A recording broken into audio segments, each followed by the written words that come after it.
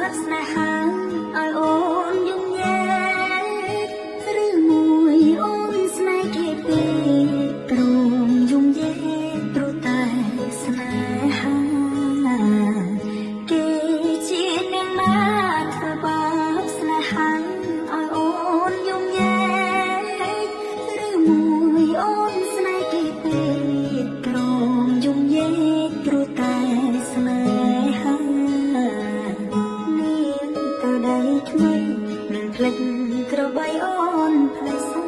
នេះនឹងថាត្រូវការដុល្លារចោលប្រងរៀនរាស្នេហាកូនសត្វអូនអើយអូនអូនអូនអើយច្រំខែឃើញនាងវ៉ា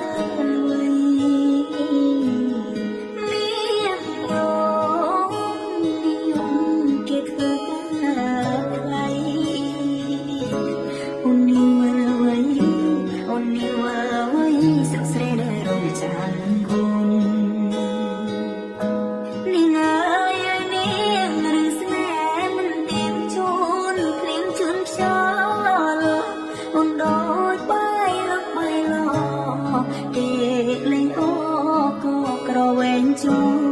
លបងក្រតែបងក្រតែស្មោះធ្ងន់នាងមិនអើយអែទូតែព្រោះនាងចង់ល្អចោលស្នេហ៍អ្នកក្រជ្រើស្នេហ៍ទៅ